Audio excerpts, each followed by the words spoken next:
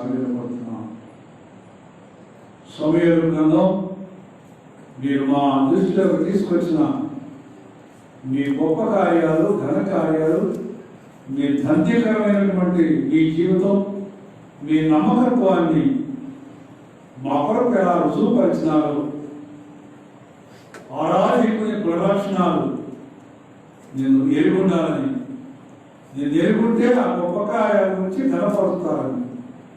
మీరు ఎంత మంచి దేవుడు అయ్యా. అయోగ్యులైన మా కొరకు ఇన్ని మహిమలు మా కొరకు విడిచిపెట్టి మిమ్మల్ని దీర్ఘాయుక్తంగా చేసుకొని మీ నమ్మకంతో రుజువుపరిచి సరిపోయి సమాజం తీసివేసి మా గొప్ప రక్షించినందుకు స్తోత్రం. కీర్తనకారులు చెప్పినట్టుగా ఈ గొప్ప రక్షణ మహిమ మీరు మాకు ఇచ్చిన నీ ప్రేమను బట్టి మరోసారి తల వంచి నమస్కరించి సాగిపడుతూ అంత మాత్రమే మమ్మల్ని విడిచిపెట్టుకున్నాను ఆయన. నువ్వు మేము ఏకమై ఉండాలని, మీరు మాతో ఉండాలని ఇష్టపడి మీ శరీరాన్ని, మీ రక్తాన్ని తండ్రి మా కొరకిచ్చి ఇది మీ కొరకు విలువబడినటువంటి శరీరం, చిందించబడినటువంటి రక్తమని మీరు స్పష్టంగా చెప్పి మాకు ఇచ్చినందుకు నాయన ఏమిచ్చి నీ రుణం తీర్చగలను తండ్రి. ఈ పాదాలకు 1,10 వందనాలు స్తోత్రాలు చేస్తూ 1 కొరింథీయుల పత్రిక 11 ప్రకారం మమ్మల్ని మేము పరీక్షించుకొని యోగ్యమైన రీతిగా కోరుకునే ఈ సమయం, తరుణం ధన్యతించినందుకు స్తోత్రాలు. మా మటుకునే మా లోపాలు, మా బలహీనత, నా కొరతలు, నా ప్రతి విధమైనటువంటి అపవిత్రత ఏది నాయన అంటుకోకుండా మా పితరులు చెప్పినట్టుగా ఈ సోపు కన్నా మమ్మల్ని తెల్లగా చేయమన్నాడు.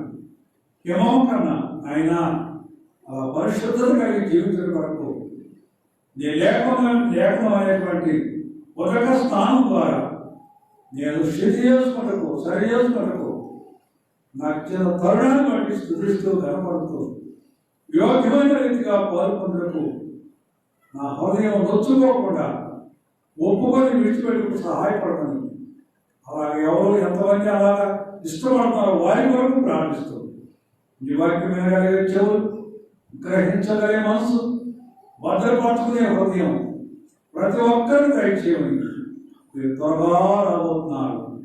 మిమ్మల్ని ఎదుర్కొంటకు సిద్ధపడటకు సహాయపడమని ఈ దాసుని రెండంతల ఆత్మతో నింపండి. తాజా అభిషేకం దయచేయండి. మా కొరకు నీ కృపాసమాస్తుంది, నీ దైవిక మాటలు, నీ నిత్యజీవంతో కూడిన మాటలు మీ దాసులో ఉండే మాతో మాట్లాడమని యేసు నామములో ప్రార్థిస్తున్నాం తండ్రి. ఆమేన్.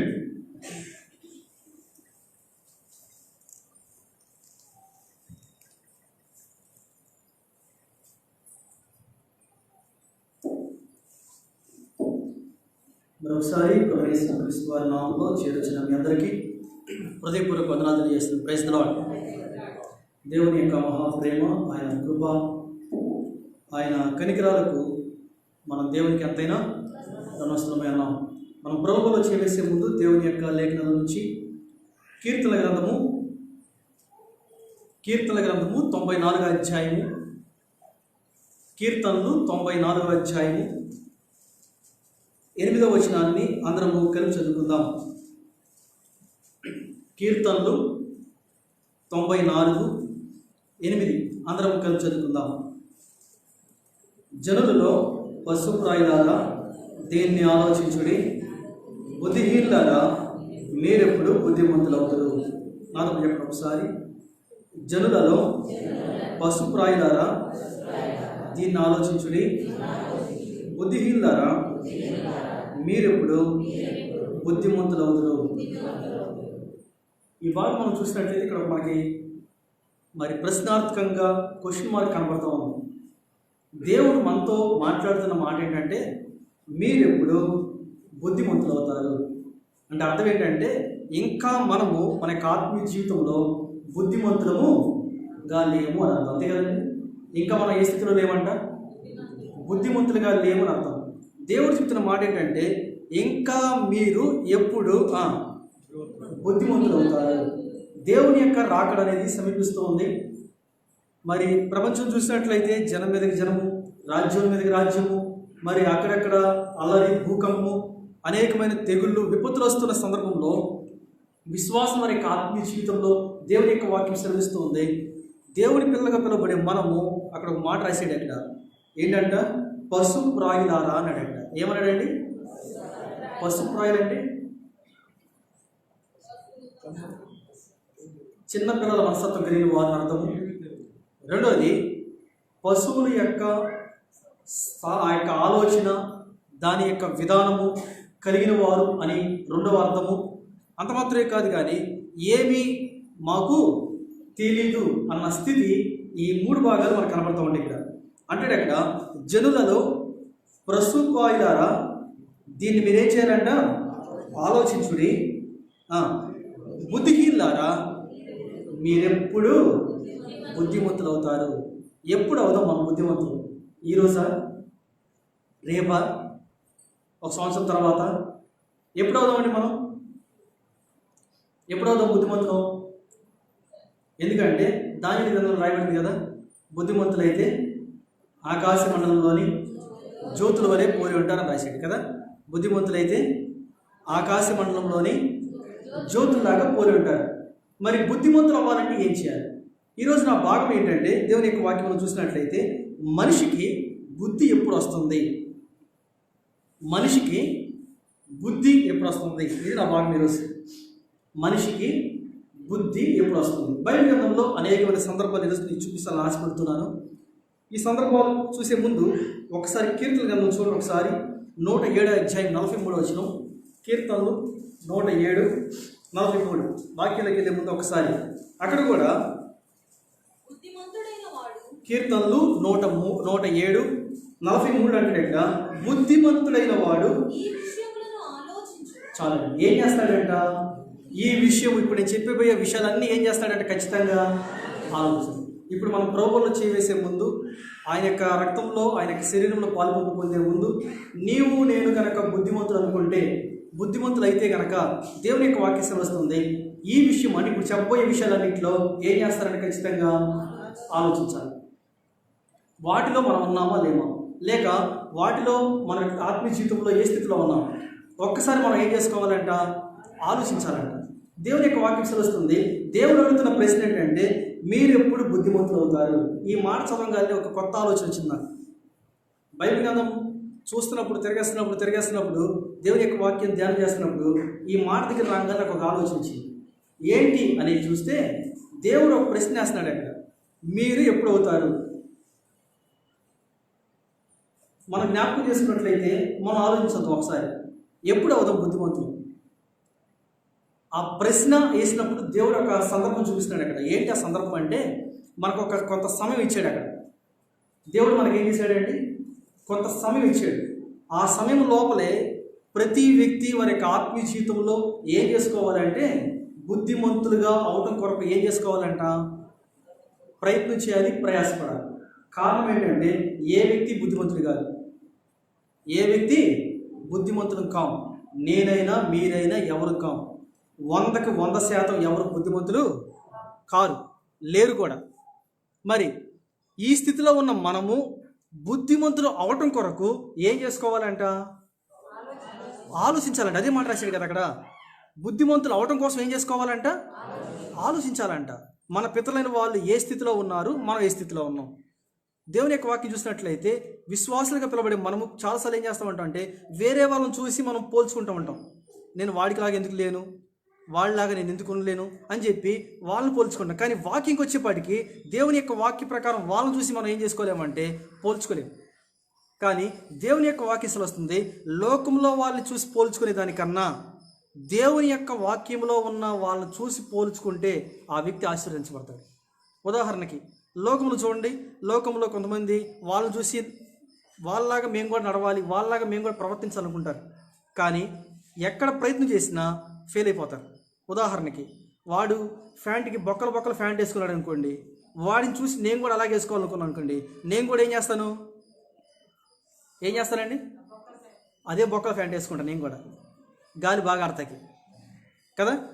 వాడు ఏ స్థితిలో ఉన్నారో వీళ్ళు అదే స్థితిలో ఉండడం కోసం ప్రయత్నం చేస్తున్నారు. కానీ దేవుని యొక్క వాక్యంకి వచ్చేపాటికి మన పితరులైన వారు ఏ స్థితిలో ఉన్నారు? చంద్ర ఒకసారి కీర్తన గ్రంథం 107:43 బుద్ధిమంతుడైన వాడు.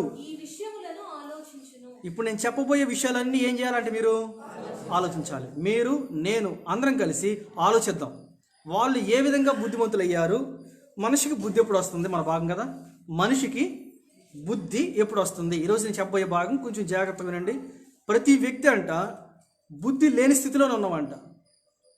ప్రతి వ్యక్తి, నేనైనా మీరైనా, మనిషి మాత్రం దిట్టంగా ఉంటారు కానీ వారికి మాత్రం బుద్ధి అనేది లేదని దేవుని యొక్క వాక్యం వస్తున్నారు. అది కూడా చూపిస్తాం మీకు ఈరోజు.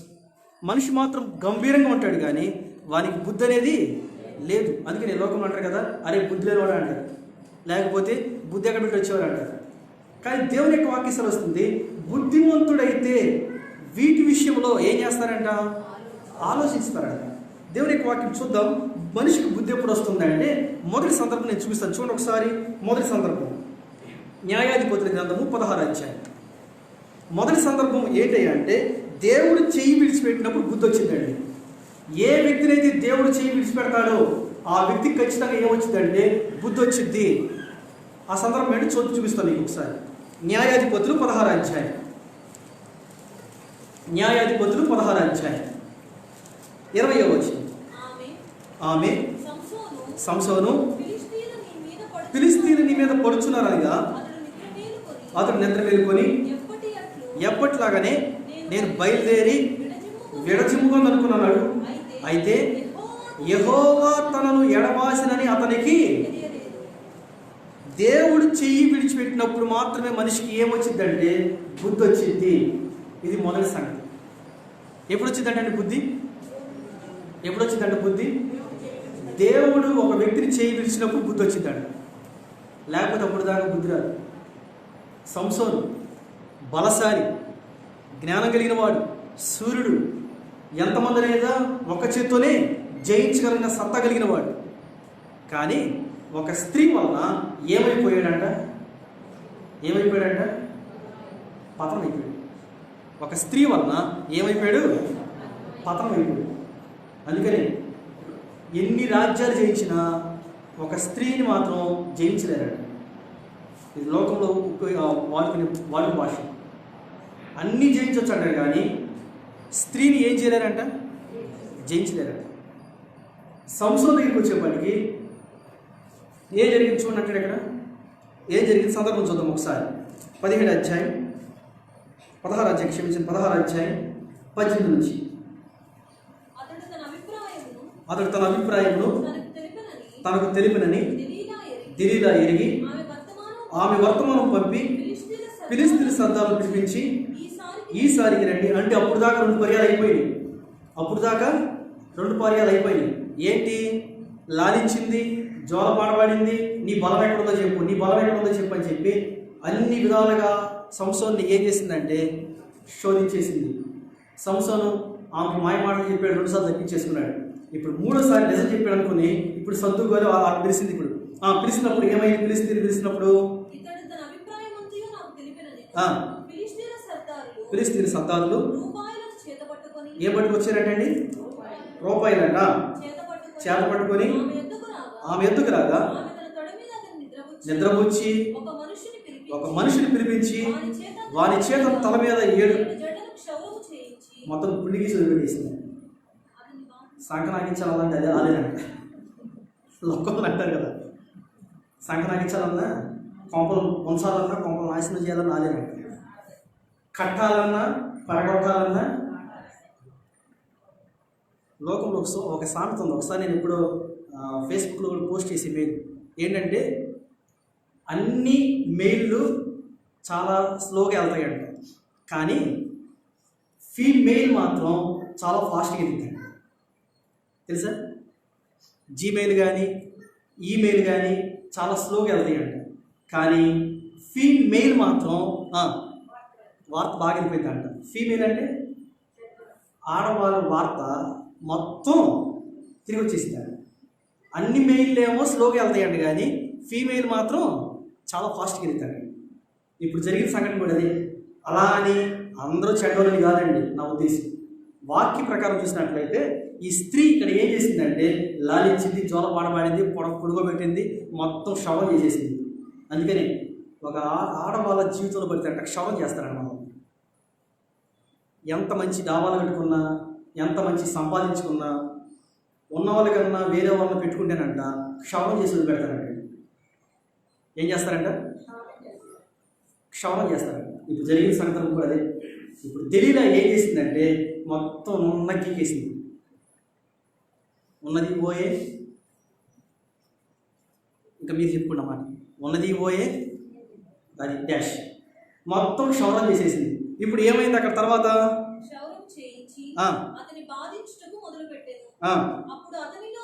అప్పుడు అతనిలో నుండి అదేంటి సంగతి. అప్పుడు గుర్తుకొచ్చాడండి దేవుడు. మొదటి సంగతి నేను చెప్పబోయే మాట ఏంటంటే, దేవుడు చెయ్యి విడిచిపెట్టినప్పుడు ఒక వ్యక్తికి లేక ఒక మనిషికి ఏమొచ్చిందంట? బుద్ధి వచ్చిందంట. మనిషికి బుద్ధి ఎప్పుడు వచ్చింది తెలుసా? దేవుడు చెయ్యి విడిచిపెడితే బుద్ధి వచ్చింది, లేకపోతే అప్పుడు దాకా బుద్ధి రాదు మనిషికి. చాలామంది ఏమనుకుంటారంటే, అమ్మో నాంతటి వాడు లేడు, నాంతటి జ్ఞానం కలిగిన వాడు లేడు, నాంత తెలివి కలిగిన వాడు లేడని చెప్పేసి విరవిగుతూ ఉంటారు. కానీ ఒక్కసారి కనుక దేవుడు కనుక చెయ్యి విడిచిపెడితే మొత్తం. ఇప్పుడు సంసోను జీవితంలో ఏమైనా తర్వాత కిందకు వచ్చేది ఒకసారి అదే 16వ అధ్యాయము 28వ వచనం. అప్పుడు సంసోను యెహోవా ప్రభువా దయచేసి నన్ను ఏం చేసుకోమన్నాడంటే ఇక్కడ ఏమొచ్చింది? ఇప్పుడు సంసోనికి బుద్ధి వచ్చింది. ఏమొచ్చిందండి? బుద్ధి వచ్చింది. ఇప్పుడు మన భాగమైన కీర్తన 94వ అధ్యాయం 8వ వచ్చింది. ఏమన్నాడు అక్కడ? పశుప్రాయులారా దీన్ని ఆలోచించండి, బుద్ధిహీనులారా మీరు ఎప్పుడు అవుతారు బుద్ధిమంతుడు? ఆల్రెడీ బుద్ధిమంతుడిగా ఉన్న వ్యక్తి చివరికి ఏమైపోయాడు? బుద్ధిహీనుడు. దేవుని యొక్క వాక్యం వస్తుంది మీకు అర్థం కోసము దేవుని యొక్క వాక్యం నుంచి ఒక మాట మీకు చూపిస్తాను. చూడండి ఒకసారి. ఆమోసు గ్రంథము 5వ అధ్యాయం 10వ వచనం. పెనుంటి మాట అండర్లైన్ చేసుకోండి, చాలా చక్కని మాట రాశాడు. ఆమోసు 5వ అధ్యాయం. దేవుడు అంట ఈ సందర్భం జ్ఞాపకం చేస్తాడు. ఏంటంటే గుమ్మంలో నిలిచి బుద్ధి చెప్పేవారి కంట జనులు అంట పగబెట్టుకుంటారంటండి. గుమ్మంలో నిలిచి బుద్ధి చెప్పే వాళ్ళ మీద అంట జనులు ఏం చేస్తారు తెలుసా? పగబెట్టుకుంటారంట. చదవండి ఒకసారి. ఆమోసు గ్రంథము, పెనుంటి మాట అండర్లైన్ చేసుకోండి. ఆమోసు గ్రంథము 5వ అధ్యాయము 10వ వచనం చెప్తాడు అక్కడ. అయితే గుమ్మములో నిలిచి బుద్ధి చెప్పు వారి మీద జనులు ఏం పడతారంటే అండి? ఏం చెప్తే బుద్ధి చెప్తే, వట్టి బుద్ధి చెప్తేనే జనులు ఏం పడతారంటే అండి? అమ్మో ఎంత తాచుపాములు ఏం పడతారంట? పగబడతారంట. ఏం చెప్తే? బుద్ధి చెప్తేనే పగబడతారంటే చూసుకోండి ఇంకా పరిస్థితి. ఈ మధ్యకాలంలో వార్తలు బాగా ఏంటంటే తాలిబాన్లు అమ్మో ఎంత మంచి మాటలు చెప్తున్నారు, మేమేమి చేయం, అందరికీ మంచి విద్య ఇస్తాం, అందరికీ సమానంగా చూస్తామని చెప్పి. కానీ చేసే పని మాత్రం వాళ్ళు ఏం చేస్తారంటే ఆడవాళ్ళని బయటికి రానియకుండా ఎక్కడ పడితే ఒకలా వాళ్ళు కాలు చెప్పి చేసేస్తున్నారు. సేమ్ పరిస్థితి ఇది కూడా అంతే. మనుషులు వాళ్ళు తాలిబాన్లు, వీళ్ళేమో మనుషులు క్రూరత్వం అయిపోయారు. కానీ దేవుడి యొక్క వాక్యం వస్తుంది. సంసోను మొదటి వ్యక్తి ఎవరండి? సంసోను. దేవుడు చేయి విడిచిపెట్టినప్పుడు ఆ వ్యక్తికి ఏమొచ్చిందంట? బుద్ధి వచ్చింది. ఇక రెండో వ్యక్తిని చూపిస్తాను మీకు, చూద్దాం. రెండోదిగా మనిషికి బుద్ధి ఎప్పుడు వస్తుంది? రెండోదిగా యోనా గ్రంథము ఒక్కొక్కటి మనం చెప్పుకుంటూ వెళ్తే అనేకమైన సందర్భాలు మనకు కనబడతాయి. కానీ నేను కొంచెం అండర్లైన్ చేసుకుంటూ వెళ్ళిపోతాను. చూద్దాం. యోనా గ్రంథము 2వ అధ్యాయం 1 నుంచి 5 వచనాలు. రెండోదిగా ప్రాణాలు పోతాయని తెలిసినప్పుడు మాత్రమే ఒక మనిషికి ఏమొచ్చిందంటే బుద్ధి వచ్చిందండి. మొదటిగా దేవుడు చేయి విడిచిపెట్టినప్పుడు బుద్ధి వచ్చింది. రెండోదిగా ప్రాణాలు పోతాయని తెలిసినప్పుడు మాత్రమే మనిషికి ఏమొచ్చిందంటే బుద్ధి వచ్చింది. యోనా గ్రంథము 2వ అధ్యాయము 1 నుంచి 5 వచనాలు. ఆ మత్స్యపు కడుపులో ఉండి యోనా యెహోవాను ఏం చేశాడంట? ఇలా ప్రార్థన చేశాడా? నేను ఉపద్రవంలో ఉండి ఏమొచ్చింది ఇప్పుడు? ఏ భయం వచ్చిందండి? ప్రాణ భయం వచ్చేసిందండి. ఏ భయం వచ్చింది ఇప్పుడు? దేవుడు ఎప్పుడు గుర్తుకొస్తాడండి మనకి? దేవుడు ఎప్పుడు గుర్తుకొస్తాడు మనకి? అన్నీ అయిపోయి ఏ దిక్కు లేనప్పుడు అంటారు కదా, ఏ దిక్కు లేనప్పుడు దేవుడే దిక్కంట. ఏ దిక్కు లేకపోతే దేవుడే దిక్కంట. ఎవరు మనల్ని ఆదుకున్నప్పుడు, ఎవరు మనకు సహాయం చేయనప్పుడు, ఎవరు మనకి చేయనప్పుడు ఎవరు గుర్తుకొస్తారండి? దేవుడు గుర్తుకొస్తారు. కానీ దేవుని యొక్క వాక్యం వస్తుంది. దేవుని యొక్క వాక్యం వస్తుంది 107 వచ్చిన ప్రకారము బుద్ధివంతులైన వాడు ఈ విషయాలు ఏం చేస్తాడంట? ముందుగా ఆలోచన చేస్తాడు. ముందుగా ఏం చేస్తాడంట? ఆలోచన చేస్తాడు. దేవుని యొక్క వాక్యం వస్తుంది. రెండోదిగా ఇక్కడ యోనా సంగతి మనకు కనబడుతూ ఉంది. యోనా సంగతి మనందరికి తెలుసు. అనేక సార్లు అనేక పర్యాలు మనం తెలుసుకుంటూ ఉన్నాం.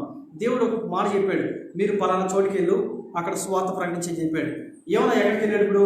యోనా ఎలమన స్థలానికి వెళ్ళకుండా యోనా ఏం చేశాడంటే దేవుని యొక్క మార్గాన్ని వేరే చోట వెళ్ళాడు. చూడండి ఒకసారి 1:2 వచ్చింది. నినివే పట్టణస్థుల దోషము నా దృష్టికి ఘోరమైనది కనుక నీవు లేచి నినివే మహాపట్టణంలోకి పోయి దాని దుర్గతి కలుగునని ప్రకటింపుము. అయితే యెహోవా సన్నిధి నుండి తర్షీషు పట్టణమునకు పారిపోవాలని యోనా యొప్పేకు పోయి తర్షీషునకు పోవు ఒక ఓడ చూచి ప్రయాణమునకు కేవిచ్చి యెహోవా సన్నిధిలో నిలవక ఓడ వారితో కూడా తర్షీషునకు పోవటకు ఓడ ఎక్కెను. ఇప్పుడు అది జరిగిన సంఘటన. 2వ వచనం చూస్తే ఏమన్నాడు అక్కడ? ఎల్లమన స్థలంకి వెళ్ళకుండా ఉంటే, ఎల్లమన స్థలంలో వెళ్ళకుండా ఉంటే ఏమైంది? మాట్లాడాలి. ఎల్లమన స్థలంలోనికి వెళ్తే బాగుండేది. ఇప్పుడు ఎల్లమన స్థలంలోనికి వెళ్ళకుండా వేరే చోటకి వెళ్ళిపోయాడు. ఇప్పుడు ఏమొచ్చేసిందండి? 2వ వచ్చిన ప్రకారము ఉపద్రవం వచ్చేసింది. అందుకే దేవుని యొక్క వాక్యం వస్తుంది. రెండోదిగా మనిషికి బుద్ధి ఎప్పుడు వస్తుందంటే ప్రాణాలు పోతాయని తెలిసినప్పుడు బుద్ధి వచ్చిందండి. దేవుడు అన్ని మంచి ఆలోచించాడు. ఒకప్పుడు బాధ ఉంది, ఒకప్పుడు కష్టం ఉంది, ఒకప్పుడు రోగాలు వచ్చినాయి. దేవుడు తగ్గించాడు. ప్రార్థన చేసినప్పుడు దేవుడు కనికరించాడు. మళ్ళీ తిరిగి దేవుని దగ్గరికి రాకుండా ఇంకా దూరంగా దేవునికి దూరంగా తిరుగుతుంటే ఖచ్చితంగా దేవుడు బుద్ధి చెప్పే సమయం ఖచ్చితంగా వచ్చింది. ఖచ్చితంగా దేవుడు బుద్ధి చెప్పే సమయం ఖచ్చితంగా వచ్చింది. ఆ బుద్ధి చెప్పిన సమయం వచ్చినప్పుడు మనం ఎంత ప్రలాపించినా, ఎంత మొరపెట్టుకున్నా ప్రయోజనం అనేది ఉండదండి. ఆ సందర్భంగా నేను చూపిస్తాను. దేవుడు అవకాశం ఇచ్చాడు, దేవుడు మనకి సమయం ఇచ్చాడు. బుద్ధి నేర్పించే సమయంలో నేర్చుకోవాల్సింది పోయి ఇంకా దేవునికి తిరుగుబాటు చేసి దేవుడు నాకేం మేలు చేశాడు, దేవుడు నాకే సహాయం చేశాడు, దేవుడు నాకేం కలుగు చేశాడని చెప్పి దేవునికి దూరంగా తిరిగితే మాత్రం ఖచ్చితంగా దేవుని యొక్క శాపాన్ని గుర్తించుకుంటారు. ఇది దేవుని యొక్క వాక్యంలో ఖచ్చితంగా నేను చూపిస్తాను మీకు. సరే, ఇప్పుడు యోనా చేసిన పని ఏంటి? అక్కడ దేవునికి ప్రార్థన చేస్తాడు. ఏమని? నేను ఉపద్రవంలో ఉండి యెహోవాకు మనవి చేయగా ఆయన నాకు ప్రత్యుత్తరం ఇచ్చెను. ఎక్కడి నుంచి కేకలు వేసాడంట? యోనా తనంతట తానే ఏం తెచ్చుకున్నాడా?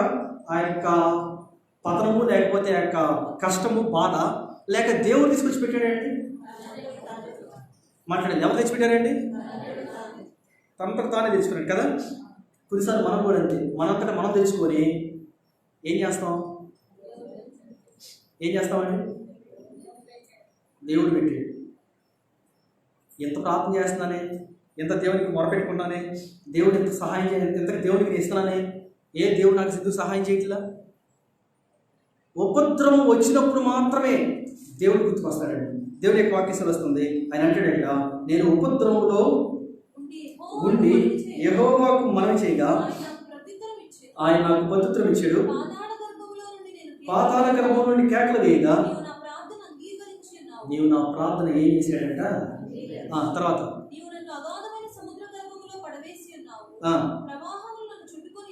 ఎవరు పడేశారండి?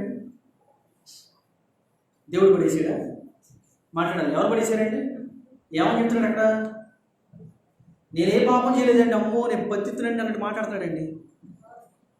నేను మంచివాడిని, పరిశుద్ధుడిని, నీతిమంతుడిని, నేను అసలు ఏ తప్పు చేయాల, ఆయన చెప్పినట్టు చేస్తాను అన్నట్టు మాట్లాడుతున్నాడు. కానీ చెప్పింది చేయకుండా ఇప్పుడు ఏమన్నాడు అక్కడ? నీవు నన్ను ఏం చేసావు? దేవుడు పడేశాడండి. దేవుడు మాట్లాడండి. దేవుడు పడేశాడా? చేసిందంతా చేసి ఏం చేస్తాం మనం? ఉన్నాడుగా ఖాళీగా పాపం అయినా ఆయన మీద చేస్తాం. చేసినంత చేసేసి ఆయన మీద చేస్తాం. ఆలోచన ఒకసారి. కానీ కానీ దేవుడు ఎంత ప్రేమ కలిగిన దేవుడు తెలుసా? చూడండి అక్కడ ఏం చేశాడు. అక్కడ 6వ వచనం, 6వ వచనం, 7వ వచనం. నేను మరణిటికి ఎక్కి రాకుండా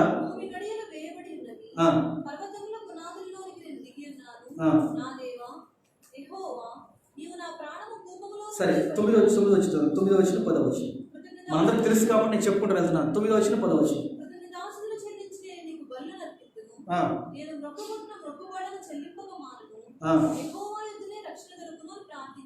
ప్రభు నన్ను గట్టికిస్తే నీకు 116 ఇస్తా, నన్ను గట్టికిస్తే 1116 ఇస్తా. అంతే కదా. ఇక్కడ ఏమంటాడు? ఇక్కడ ఈ ఉపద్రవం నుంచి నన్ను తప్పిస్తే నేను నీకు మురుకుబడి చెల్లించుకుంటా. ఏమన్నాడు చూడండి ఇక్కడ, నన్ను కనుక ఈ గట్టెక్కిస్తే నేనేం చేస్తాను? మురుక్కుబడి చెల్లించుకుంటా అంటాడండి. ఆలోచన ఒకసారి. మనం కూడా అంతే, చాలాసార్లు మనకి బుద్ధి ఎప్పుడు వచ్చి తెలుసా? అంతా అయిపోయిన తర్వాత దేవుడి దగ్గరికి వచ్చి, ప్రభా ఇది ఒక్కటి కనుక చేసి పెడితే, నీకేం అడగను, ఇది ఒక్కటి చేసి పెడితే నీకు ఏది కావాలని అది చేస్తాను అన్న వాళ్ళు కూడా ఉన్నారండి చాలామంది. ఏది కావాలంటే దేవుడు కనుక పుసుకున నీ ప్రాణం ఎత్తావా అంటే ఏం చేస్తామంటే, ఏమైంది? చచ్చింది గొర్రె. ఏమైపోయింది? దేవుడు కనుక పుసుకున నీ ప్రాణం కావాలి అంటే దేవుడు ఏం చేస్తాం మనం? లేదు. ఏమంటాం? ఇది ఒక్కటి గట్టెక్కిస్తే ప్రభా, పిల్లవాడు అంతే 10th క్లాస్, ఇప్పుడంతే అంత కరోనా బ్యాచ్ వచ్చింది కాబట్టి, ఒకప్పుడు కరోనా బ్యాచ్ కాదు కదా. ప్రభా ఈ యొక్క ఎగ్జామ్కి పాస్ చేస్తే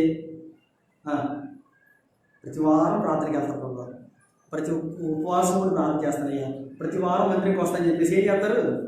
మొక్కుబడులు చేసుకుంటారు. పాస్ అయిపోయిన కనపడతారండి? అస్సలు పొరపాటు కూడా కనపడరు. ఇంకా దేవుడితో పని అయిపోయింది.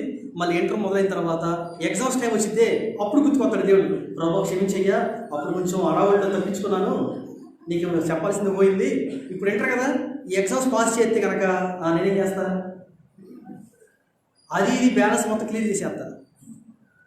ఆలోచన ఒకసారి. మనిషి యొక్క ఆత్మీయ జీవితంలో రెండో దేవుని యొక్క వాక్యం వస్తుంది, ప్రాణాలు పోతాయి అనుకున్నప్పుడు మాత్రమే బుద్ధి వచ్చింది. మొదటికి ఎప్పుడు వచ్చిందంట? మనిషికి బుద్ధి ఎప్పుడు వచ్చిందంటే, మొదటిగా దేవుడు చెయ్యి విడిచిపెట్టినప్పుడు. చెప్పండి ఒకసారి, ఎప్పుడంట? దేవుడు చెయ్యి విడిచిపెట్టినప్పుడు మనిషికి ఏమొచ్చిందంట? బుద్ధి వచ్చింది. నేను సందర్భం ఎందుకు జ్ఞాపకం చేస్తానంటే, మన పితరులైన వాళ్ళు ఏ విధంగా నష్టపోయారో వాళ్ళని చూసి మనం నేర్చుకోవడం కోసం ఆ ఉదాహరణ జ్ఞాపకం చేస్తాను. మొదటి వ్యక్తి ఎవరు? సంసోను. ఇప్పుడు రెండోదిగా మనిషికి బుద్ధి ఎప్పుడు వచ్చిందంట? ప్రాణాలు పోతాయని తెలిసినప్పుడు మనిషికి ఏమొస్తుందంటండి? బుద్ధి వచ్చింది. ఇప్పుడు నాకు అర్థమైపోయింది, నా ప్రాణాలు పోతాయి అయిపోయింది, ఇంకా కీలకతం దుఃఖాన్ని పొందిన పని, ప్రభా ఈ గట్టి ఇస్తే కనుక నేను మృక్కుబడి చెల్లించుకున్నా నీకు అన్నాడు. దేవుడు ఏం చేశాడు చూడండి అక్కడ 10వ వచనం. అంతలో యెహోవా మత్స్యమునకు ఆజ్ఞయగా అది నేల మీద ఏం చేసిందంట? ఎంత ప్రేమ కలిగింది దేవుడు చూడండి. మన దేవుడి మీద ఎన్నిసార్లు తిరుగుబాటు చేసినా, ఎన్నిసార్లు ఆయన మీద నిందమోపినా, దేవుడికి చెప్పిన మాట వినకుండా తిరిగినా కూడా దేవుడు ఏం చేస్తున్నాడు తెలుసా? ఇంకా ఎందుకు ఆయన దీర్ఘశాంతం చూపిస్తున్నాడు తెలుసా? నువ్వు తెలుసుకుంటావు. అందుకని అక్కడ రాశాడు, అక్కడ కీర్తన గ్రంథం 94వ అధ్యాయము 8వ వచనం అంటాడు. చదవండి ఒకసారి. పశుప్రాయులారా దీన్ని ఆలోచించండి, బుద్ధిహీనులారా మీరు ఎప్పుడు అవుతారు బుద్ధిమంతులు? మన పితరులైన వారిని చూపిస్తున్నాడు ఆయన. వారి బుద్ధిమంతులయ్యారు, తర్వాత క్షమాపణ కోరారు, దేవుడు ఎరిగారు, తర్వాత బుద్ధిమంతులయ్యారు. సంసోను కూడా అలాగే బుద్ధి కోల్పోయాడు, చివరికి ఏమైపోయాడంటే దేవుని దగ్గర క్షమాపణ కోరాడు, ఏమైనా తిరిగి తెలుసుకున్నాడు. రెండో వ్యక్తి మనం చూస్తున్నాం, యోనా. దేవుని యొక్క వాక్యం చూస్తుంది, ప్రాణాలు పోతాయని తెలిసినప్పుడు మనిషికి ఏమైపోతుందంట? మనిషికి బుద్ధి వచ్చింది. ఇక మూడో వ్యక్తిని చూద్దాం. మూడోదిగా చూద్దాం దేవుని యొక్క వాక్యంలో. మూడోదిగా హెబ్రీయులకు రాసిన పత్రిక 12వ అధ్యాయం. హెబ్రీ 12వ అధ్యాయం. మూడోదిగా 12వ అధ్యాయం 16-17 చూస్తే, మూడోదిగా దేవుడిచ్చిన ఆశీర్వాదాన్ని పోగొట్టుకున్నప్పుడు మనిషికి బుద్ధి వచ్చిందండి. మూడోదిగా మనిషికి ఎప్పుడు బుద్ధి వచ్చిందంటే, దేవుడిచ్చిన ఆశీర్వాదాన్ని పోగొట్టుకున్నప్పుడు మనిషికి ఏమొచ్చిందంటే బుద్ధి వచ్చిందంట. చదువు ఒకసారి హెబ్రీ 12, 16, 17 వచ్చినారు. ఇక్కడ ఒక వ్యక్తి కనబడతాడు. ఎవరో ఒక పూట కూటి కొరకు తన జ్యేష్ఠత్వపు హక్కును అమ్ముకునిన ఏశావు వంటి భ్రష్టుడైనను వ్యభిచారులైనను ఉండునేమోననియు జాగ్రత్తగా ఏం చేసుకోవాలంట? తెలుసుకో అన్నాడు, చూసుకోమన్నాడు. ఏం చేసుకోవాలంట? చూసుకోవాలంట. మూడోదిగా మనిషికి బుద్ధి ఎప్పుడు వస్తుందంటే దేవుడిచ్చిన ఆశీర్వాదాన్ని పోగొట్టుకున్నప్పుడు వచ్చిందండి బుద్ధి. దేవుడు మనకు ఆశీర్వాదం ఇచ్చేసాడు. ఆశీర్వాదం ఇచ్చిన తర్వాత దాన్ని మన చేతుల్లో మనం పోగొట్టుకుంటామే, అప్పుడు వచ్చిందంట బుద్ధి. ఇప్పుడు ఏం జరిగింది తెలుసా అక్కడ? ఈ సందర్భం ఒకసారి పాత నిబంధనలు చూద్దాం. పాత నిబంధనకి వెళ్దాం ఒకసారి. ఆదికాండం 25 అధ్యాయం 29 నుంచి 34 దాకా కనపడింది ఆ సందర్భం మనకి. ఎలా పోగొట్టుకున్నాడు దేవుడు ఇచ్చిన ఆశీర్వాదాలు? లేదా జ్యేష్ఠత్వం అనే మాటకు అర్థం ఏంటంటే ఆశీర్వాదం అన్నమాట. ఆదికాండము 25 అధ్యాయము 29 నుంచి 34 దాకా. ఒకనాడు ఏ కూర వండుకున్నాడంట? మనం కూడా అన్ని కూరగాయలు ఉన్నప్పుడు ఏం చేస్తారండి? కలగూర వండుకోవడం బాగా ఉంటాయి. టేస్ట్ అది. బంగాళదుంప, దొండకాయ, దోసకాయ, టమాటా అన్నీ వేసి ఉంటారు చూడండి. ఒక కూర ఉన్నప్పుడు టేస్ట్ రాదు, కానీ అన్ని కలిపినప్పుడు టేస్ట్ భలే ఉంటుంది. దానికోసం అంటే ఇప్పుడు తిప్పలంతా ఏ తినకపోతే ఏమవుతాడు? చదువు ఇప్పుడు ఏమైంది అక్కడ? ఒకనాడు యాకోబు కలగూర వంటకం వండుకుంటుండగా ఏశావు అలసిన వాడే పొలంలో నుండి వచ్చి నేను అలసిపోయాను. ఏంటంట? ఆ ఎర్రగా ఉన్న దానిలో కొంచెం ఉప్పు కారం మంచిగా వేసి ఉంటాడు. అక్కడ ఎర్ర కనబడుతుంది బాగా తిట్టంగా. అలసిపోయాడు, పొలం నుంచి వచ్చాడుగా, ఆకలి ఎక్కువ వేసి ఉంటుంది. దయచేసి నాకు పెట్టమని అడిగాడు. అందుచేత అతని పేరు ఏమైందంట? ఏదేమో. ఏదేమో అంటే ఎర్రని. ఏదేమో అంటే అర్థం ఏంటంటే ఎర్రని.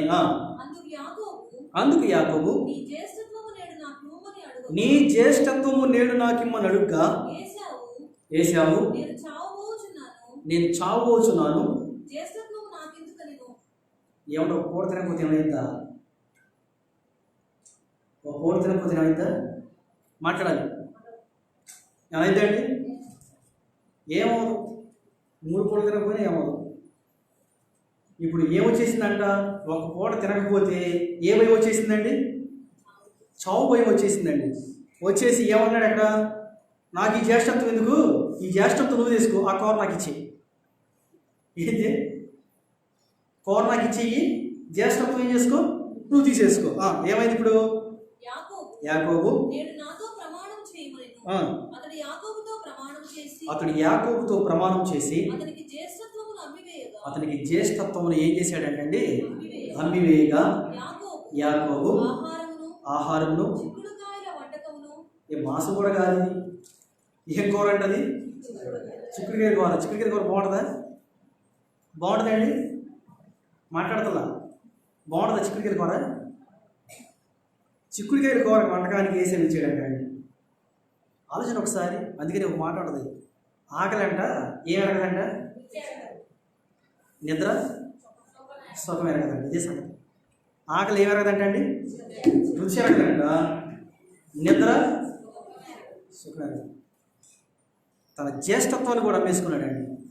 దేవుడిచ్చిన ఆశీర్వాదం, జ్యేష్ఠత్వం అనేది ఒక ఆశీర్వాదం. అది జ్యేష్ఠత్వము హక్కు. అది జ్యేష్ఠత్వం అనేది మౌల హక్కు కాదండి.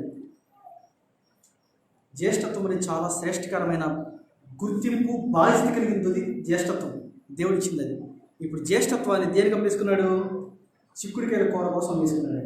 అందుకే దేవుని యొక్క వాక్యం రాసింది. మూడోదిగా దేవుడిచ్చిన ఆశీర్వాదాన్ని ఏం చేసుకోవాలంట? పోగొట్టుకున్నప్పుడు ఎవరు గుర్తుకొస్తారంట? ఎవరు గుర్తుకొస్తారంటండి?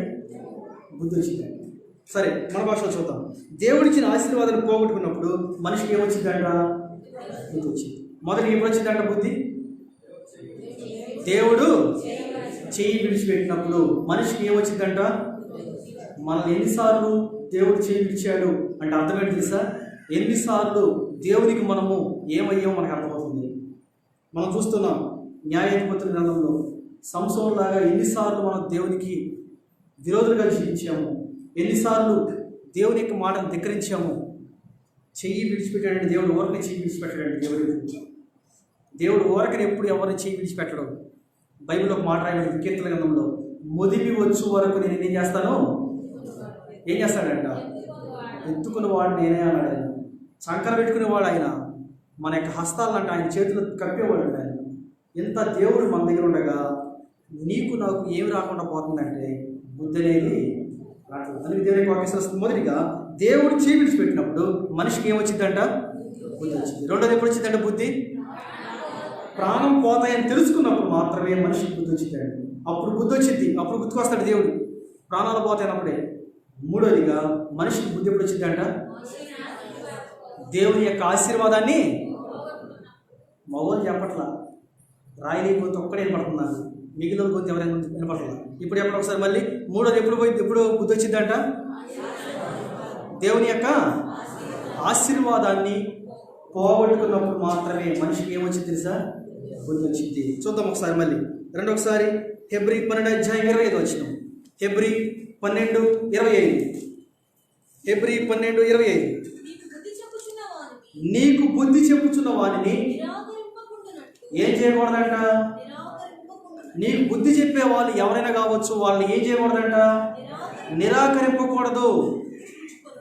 ఏం చేసుకోవాలంట, నిరాకరించకూడదు. మనకు బుద్ధి చెప్పే వాళ్ళని ఏం చేసుకోకూడదండి, నిరాకరించకూడదు. దేవుని యొక్క వాక్యం వస్తుంది. ఇక 4వదిగా చూద్దాం. 4వదిగా హెబ్రీ 2 మనిషికి బుద్ధి ఎప్పుడు వస్తుంది చూద్దాం. 4వదిగా హెబ్రీ 2:4 హెబ్రీ 2:4 చూసినట్లయితే దేవుని యొక్క వాక్యం వస్తుంది. దేవుడు ఇచ్చిన రక్షణ నిర్లక్ష్యం చేసినప్పుడు మనిషికి అంట బుద్ధి వచ్చిందండి. మనిషికి బుద్ధి ఎప్పుడు వస్తుంది చూడండి. ఇక్కడ హెబ్రీ 2:4 ప్రకారము ఎంత గొప్ప రక్షణను మనము నిర్లక్ష్యం చేసిన ఎడలా ఎలాగో తప్పించుకుందాము. తర్వాత చూద్దాం. 4వదిగా దేవుడిచ్చిన రక్షణను నిర్లక్ష్యం చేసినప్పుడు మనిషికి ఏమొచ్చింది తెలుసా, ఏమొచ్చిందండి, ఏమొచ్చింది, బుద్ధి వచ్చిందంట. దేవుడు అవకాశం ఇచ్చాడు మనకి, నిన్ను రక్షించుకోవాలని, నీ కొరకు ప్రాణం పెట్టాడని తెలుసుకోవాలని, తర్వాత నీ కొరకు పరలోక రాజ్యంలో నివాస స్థలము ఏర్పాటు చేశాడని, నిత్యము పరలోక రాజ్యంలో తండ్రితోటి గొప్ప భాగ్యం ఇచ్చాడని, దేవుడు మనకి ఇచ్చిన గొప్ప రక్షణ మనకిస్తే మనం ఏం చేస్తున్నామంటే ఇచ్చిన రక్షణను మనం ఏం చేసుకుంటా ఉన్నామంట, నిర్లక్ష్యం చేస్తున్నాం. దేవుడు ఇచ్చిన రక్షణ నిర్లక్ష్యం చేసినప్పుడు మనకి దేవుని యొక్క వాక్యం వస్తుంది, బుద్ధి వచ్చింది. అందుకే దేవుని యొక్క వాక్యం వస్తుంది అంటే ఇక్కడ ఇంత గొప్ప రక్షణను మనం నిర్లక్ష్యం చేస్తే ఎలా తప్పించుకుంటాం, మనం ఎలా తప్పించుకుంటామండి, తప్పించుకోగలం, మనం తప్పించుకోలేము. మన మధ్యన ఒక 12 అంతస్తుల బిల్డింగు 16 అంతస్తుల బిల్డింగు అది ఊగుతుంటే దాన్ని పడగొట్టేద్దాం అనుకున్నారంట ఇంజనీర్లు. ఎవరు లేరు కదా ఇంట్లో, ఇంకా అందరినీ ఖాళీ చేసేయమని చెప్పారంట. ఖాళీ చేసేయమని చెప్పిన తర్వాత వాళ్ళందరూ సామాన్లు గీమాలను తీసుకొని ఇంట్లోంచి బయటకు వచ్చేసారంట. ఒక కుటుంబం మాత్రం ఇంట్లో కూర్చొని శుభ్రంగా పలావ్ వండుకొని శుభ్రంగా తింటున్నారంట. అప్పుడు దరిదాపు 6-7 సార్లు అనౌన్స్మెంట్ చేశారంట, ఇంకా లోపల ఎవరైనా మిగిలింటే మేము ఈ సామాన్లు తీసుకొని బయటకు వచ్చేసేయండి, ఈ బిల్డింగ్ పడిపోయే స్థితిలో ఉంది కాబట్టి మేమే దీన్ని ఏం చేస్తున్నాము, పడగొట్టేస్తున్నాము అని చెప్పారంట. వీళ్ళు వినలేదో తెలియదు కానీ మొత్తానికి కిరీదలు తీసేమన్నాయి, దరిదాపు పెద్ద పెద్ద బాక్సులు ఆ యొక్క స్పీకర్తో చెప్పారండి సంగతి అంతా. మరి వాళ్ళు విన్నారో వినలేదో తెలియదు కానీ చూశారు ఒక అరగంట సేపు చూశారు, ఇంకెవరు రావట్లేదు అనుకున్నారు. మొత్తం కింద పిల్లర్లంట మిషన్తో కట్ చేశారండి. ఒకేసారి పైనుంచి కింద కుప్పకూలిపోయింది అనమాట. ఒక పక్కకు పడిపోవాలి, పైనుంచి కిందకి ఒకేసారి కింద కుప్పకూలిపోయింది. వీళ్ళు 4వ ఫ్లోర్లో ఉన్నారంట. 4వ ఫ్లోర్లో ఉన్నారు. ఇంకా పైన ఎన్ని ఫ్లోర్లు ఉన్నాయండి, మొత్తం 16 ఫ్లోర్లు. అంటే ఈ 4వ ఫ్లోర్లో ఉన్నారు. ఇంకెన్ని ఫ్లోర్లు ఉన్నాయి, 12 ఫ్లోర్లు వచ్చి మేడ పడితే మనిషి ఉంటాడండి, మొత్తం నాశనం.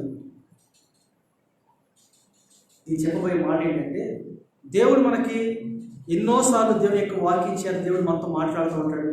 దేవుని యొక్క వాక్యం ద్వారా దేవుడు మనల్ని హెచ్చరిస్తూ ఉంటాడు. ఇంకా మనం ఏం చేస్తున్నామంటే నిర్లక్ష్యం చేస్తున్నాం.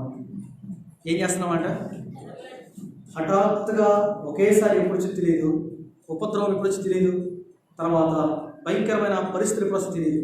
దేవుని యొక్క వాక్యం వస్తుంది. ఆయన అంటాడట, దేవుడిచ్చిన రక్షణను నిర్లక్ష్యం చేసినప్పుడు మనిషికి ఏమొచ్చిందట? బుద్ధి వచ్చింది అన్నాడు కదా.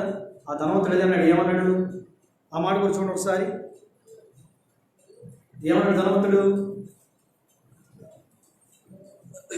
మత్తయి సువార్త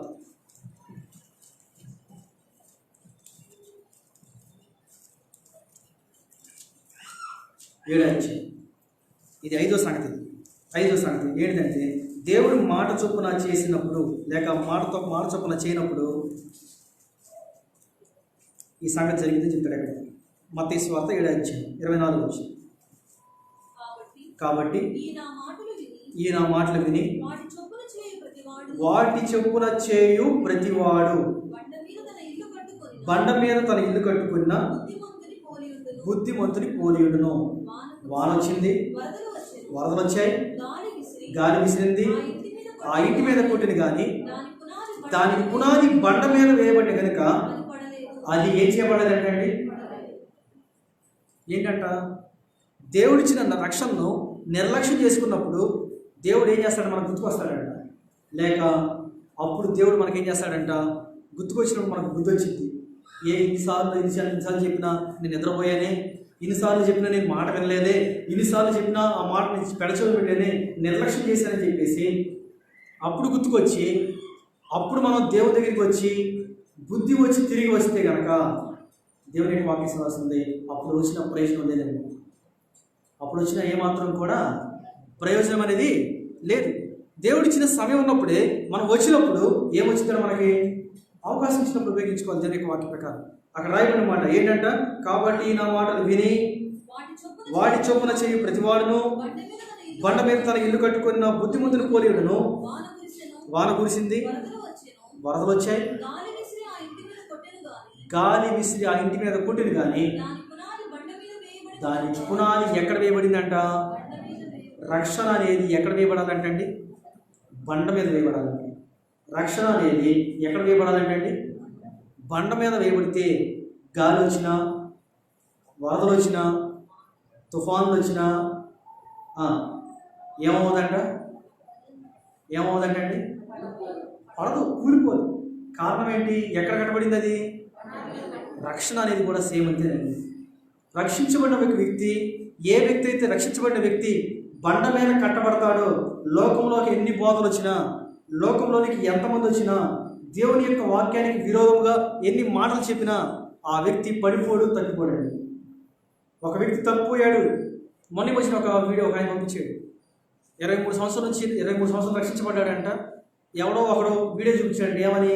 యేసుప్రభు దేవుడు కాదు, యేసుప్రభు పలానా వాళ్ళకి దేవుడు, మనకు దేవుడు కాదు, మన గ్రంథాలు మాత్రమే ప్రామాణికము అని చెప్పేసి వేరే వేరే సంగతులని చెప్పినప్పుడు, అప్పుడు దాకా రక్షించబడిన వ్యక్తి, స్థిరంగా ఉన్న వ్యక్తి, దేవుని కొరకు సాక్షిగా జీవించిన వ్యక్తి, దేవుని కొరకు పోరాడిన వ్యక్తి అంట సడన్గా వెళ్ళిపోయి దండేసేసుకున్నాడు, పెట్టేసుకున్నాడు.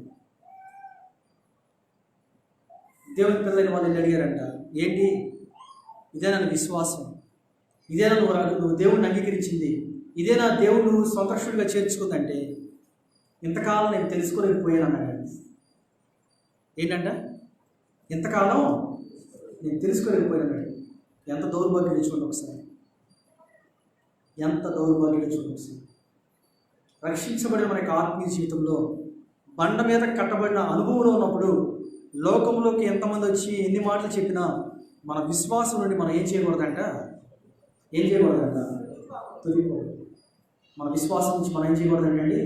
తొలగిపోకూడదు. దేవుని యొక్క వాక్యం సెలవుస్తుంది. నాలుగోదిగా, దేవుడు ఇచ్చిన రక్షణ నిర్లక్ష్యం చేసినప్పుడు దేవుడు ఏం చేస్తాడంట? బుద్ధి చెప్పిస్తాడు మనకి, లేదా బుద్ధి వచ్చింది మనకి.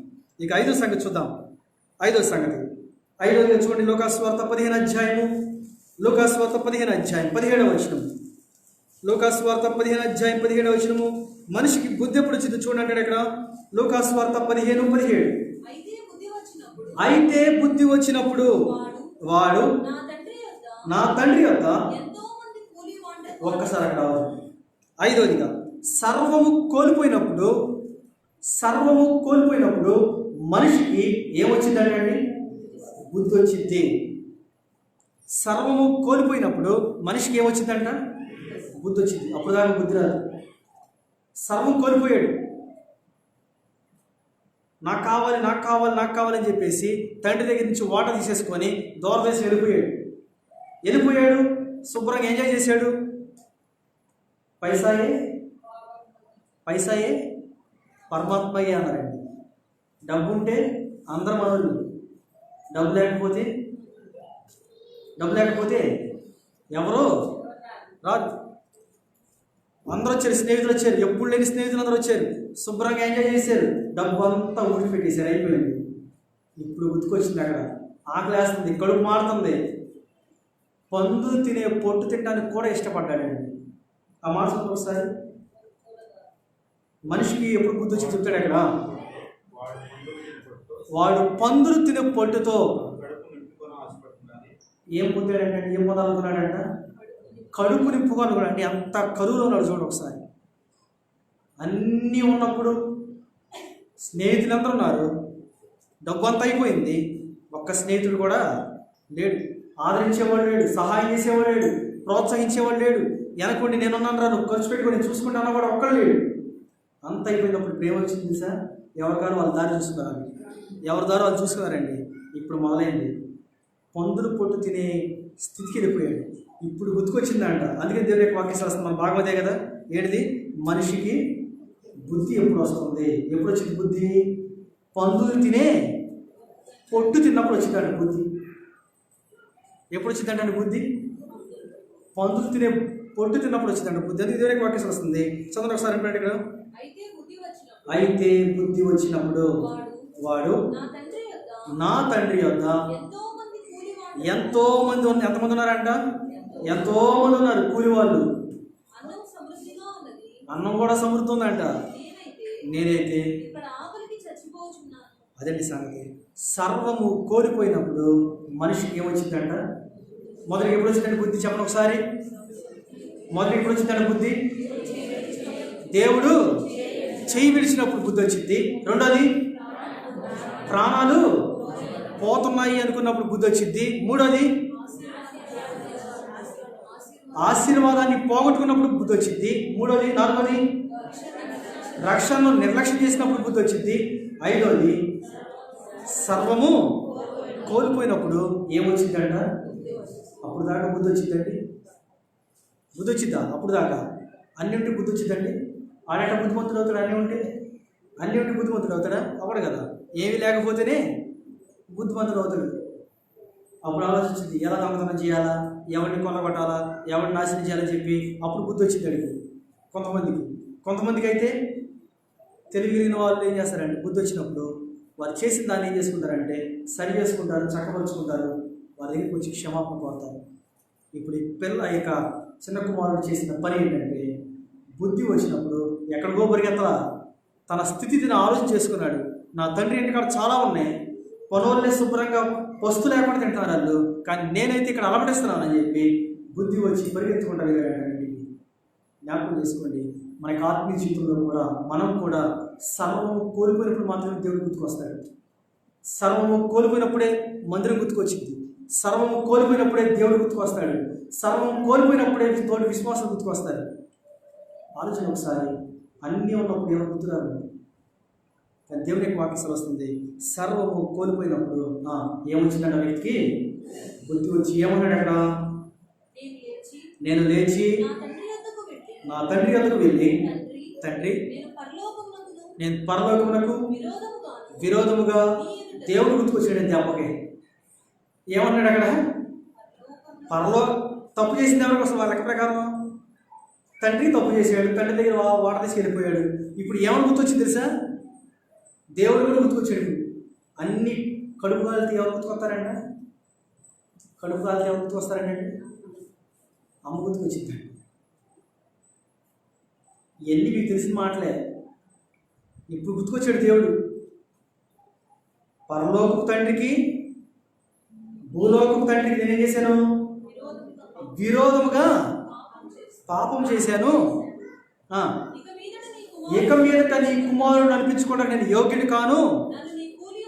నన్ను నీ కూలి వారిలో ఒకరిగా చేర్చుకో అని చెప్పి అలా అందాం అనుకొని ఏమనుకున్నాడంట, తనలో తను అనుకున్నాడు. అనుకొని లేచాడు, బయలుదేరాడు, పరిగెత్తుకుంటూ వచ్చాడండి. ఇప్పుడు తండ్రి దూరం చూశాడు, అర్థమైన సిచ్యువేషన్ మొత్తం కోల్పోయింది, తిరిగి అన్నీ పోయి మొత్తం ఊడ్చేసారు ఇన్ని అనుకున్నాడు తండ్రి. అయినా ఏమన్నా కోపగించలా, కానీ ఏం చూపించాడు అంటే జాలి చూపించాడు. పైనుంచి కింద దిగొచ్చాడు, పరిగెత్తుకుంటా తండ్రి కుమారుడు దగ్గరికి వెళ్ళాడు. కుమారుడు మెడ మీద పడ్డాడు, ముద్దు పెట్టుకున్నాడు, ఇంటికి తీసుకొచ్చాడు, స్నానం చేయించాడు, ప్రశస్తమైన వస్త్రాలు ఇచ్చాడు, చేతికి ఉంగరం పెట్టాడు, చెప్పులు తొడిగించాడు. పనులు చెప్పాడు, మంచి శ్రేష్టకరమైన ఆహారాన్ని సిద్ధపరచండి. మా ప్రియ పరలోక తండ్రి కూడా సేమ్ అదేనండి.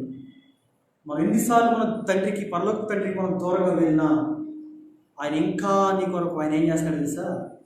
చేతులు ఏం చేస్తాడంట? చాపుతూనే ఉన్నాడు. ఒక మాట చూస్తే చూడండి ఒకసారి. మనం చదువుకున్నాం కదా, ఆమోస్ గ్రంథము 5:10 వచ్చినట్టు కదా. ఆమోస్ గ్రంథం 5:10 కదా, గుమ్మంలో నిలిచి బుద్ధి చెప్పు వారి మీద జైలు ఏం చేస్తారంట? పగబడుకుంటారంట.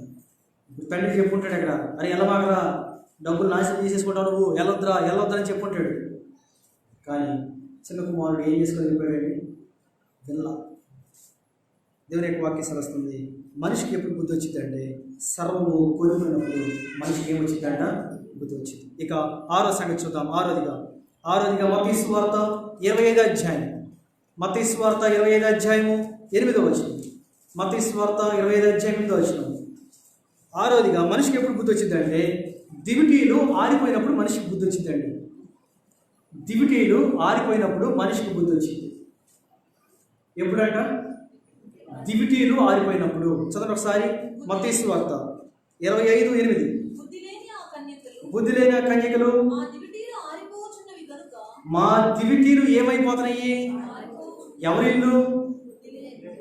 బుద్ధి లేని కన్యకలు. అందుకని అన్నాడు కదా దేవుడు కీర్తనకారుడి ద్వారా. ఏమన్నాడు? మన బాగా అన్నాడు అక్కడ. ఏమన్నాడు?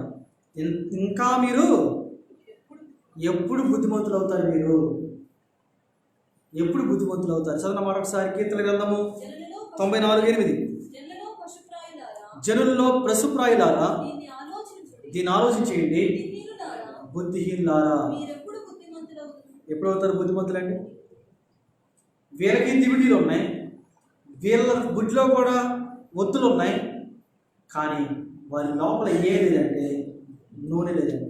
వీళ్ళు ఏమనుకున్నారంటే వెళ్ళిపోయినప్పుడు మాలు కూడా కొంచెం పోసుకొని వెలిగించుకొచ్చి అనుకుంటారు, లాస్ట్లో వెలిగించుకుంటే సరిపోయింది అనుకున్నారు.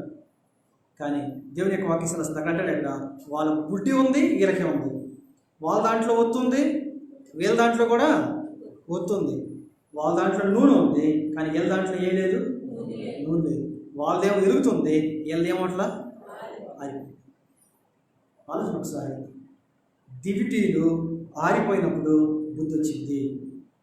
ఆత్మీయ జీవితంలో మన ఆత్మ అనే దీపం కూడా ఎప్పుడైతే ఆరిపోతుందో బుద్ధి వచ్చిందండి.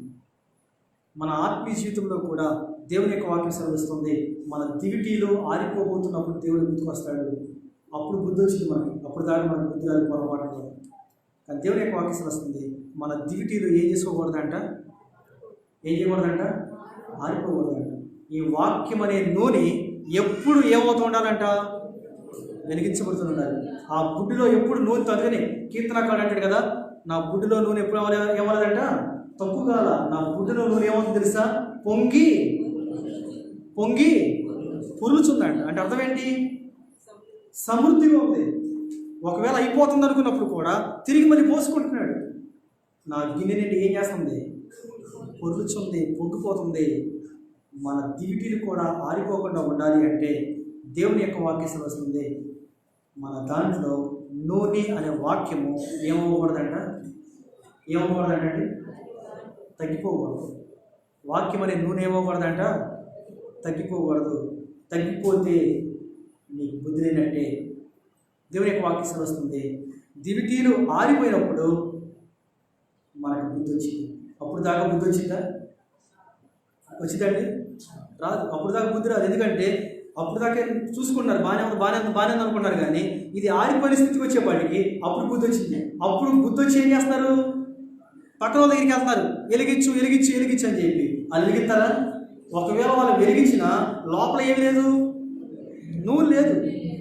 వాళ్ళు వెలిగించడానికి ఎంత ప్రయత్నం చేసినా లోపల ఏమి లేదండి, నూనె లేదు. నూనె లేకపోతే ఎంత వెలిగించిన ఉపయోగం ఉంది? బుడ్డి ఉంది, బుడ్డి లోపల ఒత్తు ఉంది. బుడ్డి ఉండి ఒత్తు ఉన్న లోపల నూనె లేకపోతే ఉపయోగం ఉందా? లేదు.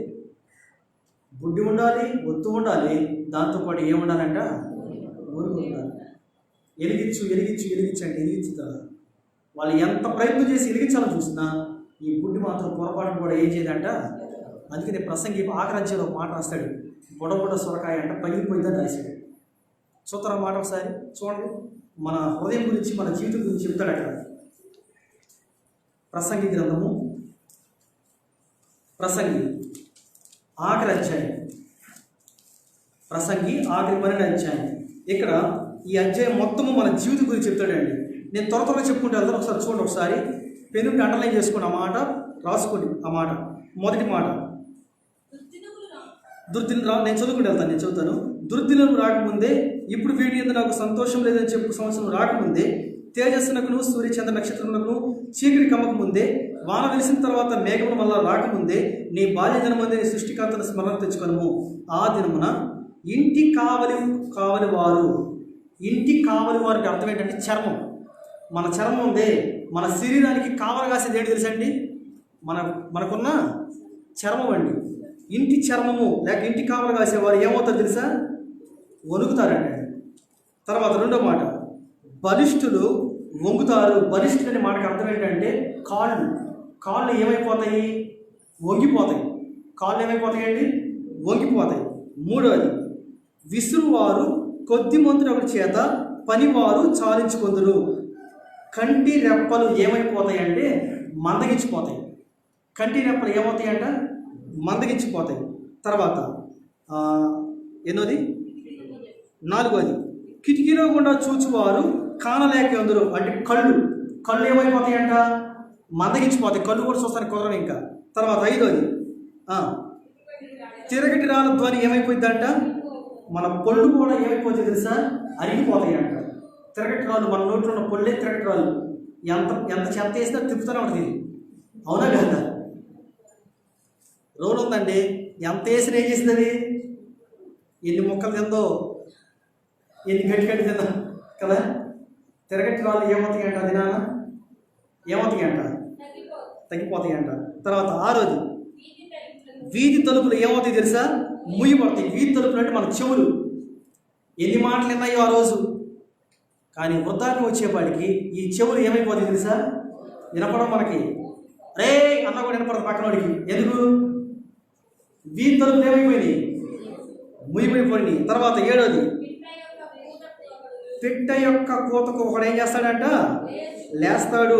మన గొంతు కూడా పొరపాటు కూడా రాదు. ఇంకా మనమే గట్టిగా అరుతూ అనుకుంటాం, కానీ లోపల నుంచి స్వరం రాదు. తర్వాత 8వది, సంగీతము చేయు స్త్రీలు నాదము చేయువారండి. ఒకప్పుడు ఎన్నో పనులు చేసేవాళ్ళం, కానీ ఇప్పుడు ఏ పని చేయడానికి కూడా లేదు, ఉండదు ఇంకా. తర్వాత 9వది, ఎత్తు చోట్లకి ఏం చేస్తారంట?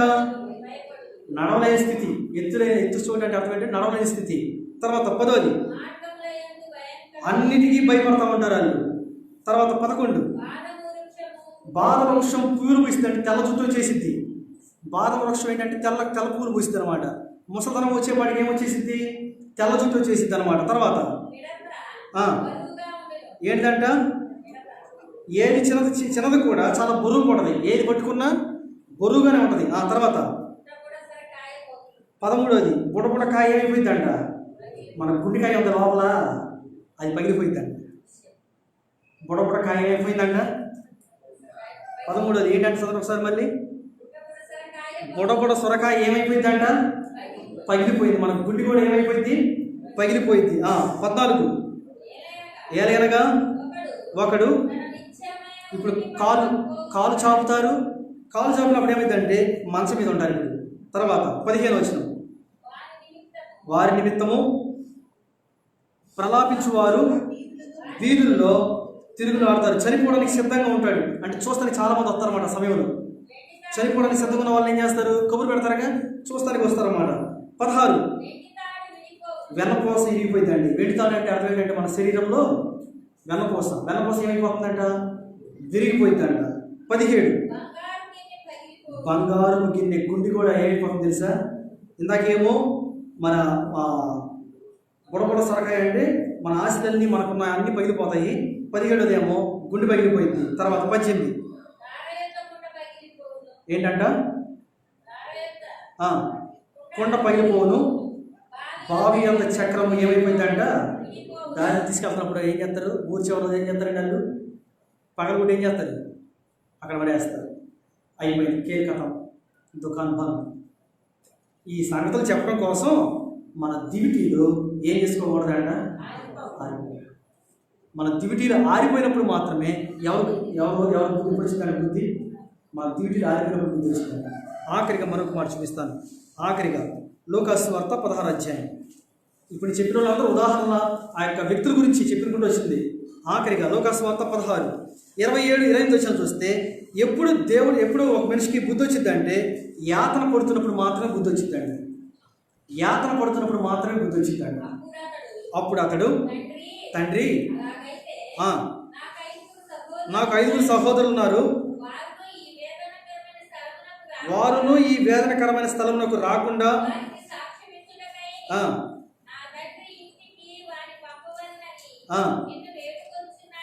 సరే. ఇప్పుడు చూసినట్లయితే లూకాసు వార్త 16వ అధ్యాయము 27 వచ్చినట్టు అక్కడ ఈ యాత్ర పడుతున్నాడు. అక్కడ ఏం చేస్తాడంటే అండి, చదవ సార్ 16వ అధ్యాయము ఎన్నో వచ్చినది?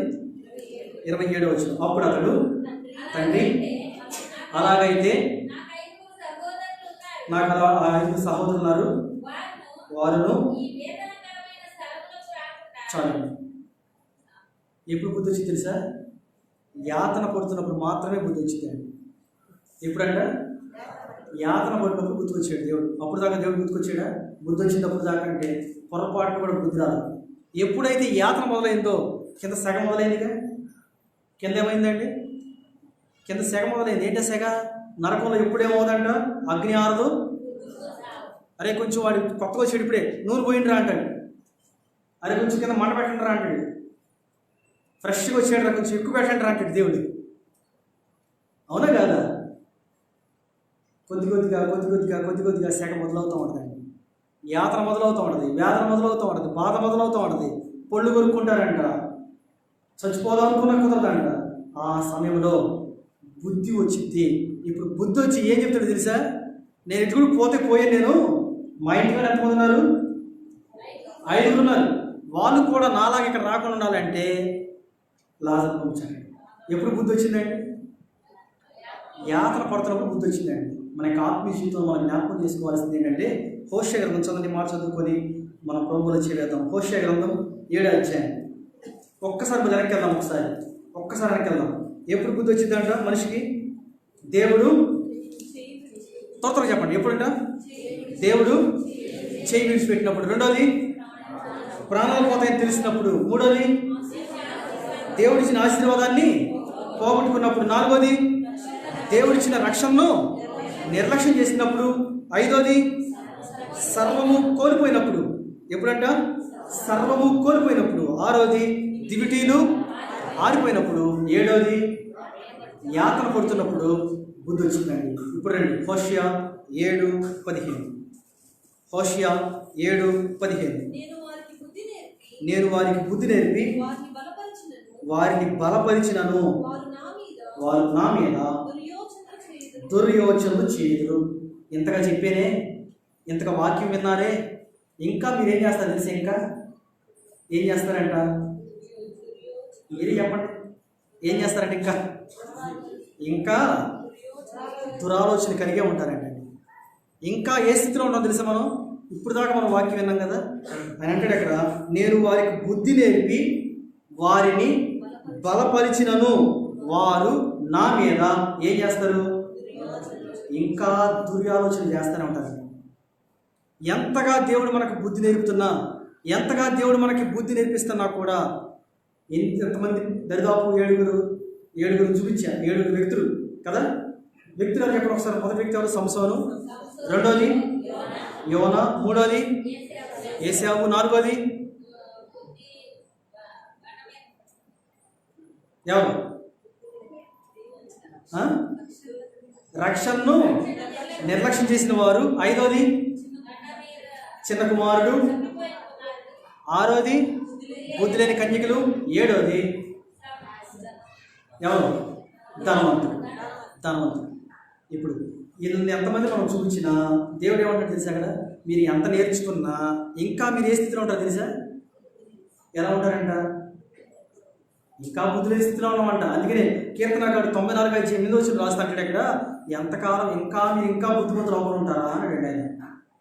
ఇంతగా దేవుని యొక్క వాక్యం దేవుడు మనకు బోధిస్తున్నా, దేవుని యొక్క వాక్యం ద్వారా దేవుడు మనం సరి చేస్తున్నా, ఇంకా మనకు ఆత్మీయ జీవితంలో ఇంకా మనం ఏ స్థితిలో ఉన్నామంట? 94:8 చంద్ర ఒకసారి. జనుల్లో పశుప్రాయులు దీన్ని ఆలోచించండి, బుద్ధిహీనులారా. ఎప్పుడు అవుతాం ఇంకా బుద్ధిమంతులు మనం? ఎంతగా దేవుని యొక్క మాటలు మన దగ్గరికి వచ్చినా ఇంకా మనం ఎప్పుడు బుద్ధిమంతులు అవుతాము? మనకు మనం ప్రశ్న తీసుకుందాం. ఇప్పుడు రండి హోషియా 7:15 చంద్ర ఒకసారి. హోషియా 7:15. నేను వారికి బుద్ధి నేర్పి. ఇప్పుడు దాకా దేవుడు మనల్ని ఏం నేర్పించాడండి? ఇప్పుడు దాకా దేవుడు మనకి ఏం నేర్పించాడంట? బుద్ధి నేర్పించాడు. కారణం ఏంటి? నాకు మీకు ఆయన బుద్ధి నేర్పించాడు. బుద్ధిమంతులు కాం కాబట్టి, బుద్ధి లేదు కాబట్టి ఆయన మనకు బుద్ధి నేర్పించాడు. ఇప్పుడు బుద్ధి నేర్పించాడు, అంత మాత్రమే కాదు, ఏం చేశాడు? ఇంకా వారిని బలపరిచాడు. ఇప్పుడు మనల్ని బలపరిచాడు. వాక్యం చేత మనల్ని ఏం చేశాడు? ఆయన బలపరిచాడండి. బుద్ధి నేర్పి బలపరిచి ఇంకేం చేశాడంట? వారు నా మీద ఏం చేస్తున్నారంట? మోకరించండి. ఇంకా మనం దేవుని మీద, దేవుని యొక్క వాక్యం మీద, దేవుని యొక్క సన్నిధి మీద, దేవుని యొక్క సహవాసం మీద ఇంకా మనం దురాలోచన చేస్తున్నామా? బుద్ధి నేర్చుకున్న తర్వాత కూడా ఇంకా మనం మన యొక్క ఆత్మీయ జీవితంలో దురాలోచన చేస్తుంటే కనుక మనం బాగు చేసేవాళ్ళకి ఎవరు ఉంటారండి? బైబిల్ గ్రంథంలో రాయబడింది, అదే హోషేయ గ్రంథంలో, ఎన్నిసార్లు దేవుడు వాక్యం చేత వాళ్ళని బుద్ధి నేర్పినా కూడా వాళ్ళు హఠాత్తుగా పడిపోతారని వాక్యం రాయబడింది. మనకి ఆత్మీయ జీవితంలో దేవుడు మనకి ఎన్నో విధాలుగా బుద్ధి నేర్పుతున్నాడు.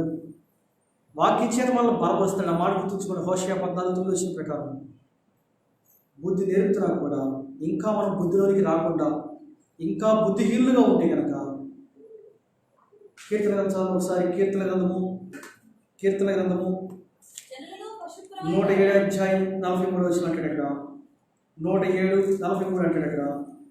కీర్తన 107:43 బుద్ధిమంతుడైన వాడు ఏ విషయంలో ఆలోచిస్తాడు. ఇప్పుడు ఆలోచించేద్దాం. మనం ప్రభు వల్ల చేసే ముందు ఒక్కసారి మనకు మనం ఆలోచించేద్దాం. ఏ విషయాలు మన పితరైన వారిలాగా మనం కూడా ఎన్నిసార్లు ఎన్ని పర్యాయాలు మనం బుద్ధిహీనులుగా ప్రవర్తించాలి. దానియేలు గ్రంథంలో రాయబడింది, బుద్ధిమంతులైతే ఆకాశ మండలంలోని జ్యోతుల్లాగా పోలి ఉంటారండి. మరి ఇంకా మనం బుద్ధిహీనులుగా ఉంటే కనుక దేవుడిచ్చాక గొప్ప పరిణామాన్ని మనం పొందుకుంటామండి. నష్టాన్ని మనం పొందుకుంటాం. వాటి జోలికి మనం వెళ్ళకుండా కొరకు దేవుడు మనకు సహాయం చేయడం కొరకు ప్రభువులో చేసే ముందు ఒక్కసారి మనం పరీక్ష చేసుకొని యోగ్యమైన ప్రభువులో చేద్దాం. అటువంటి కృప దేవుడు మనకు అనుగ్రహించింది కాక.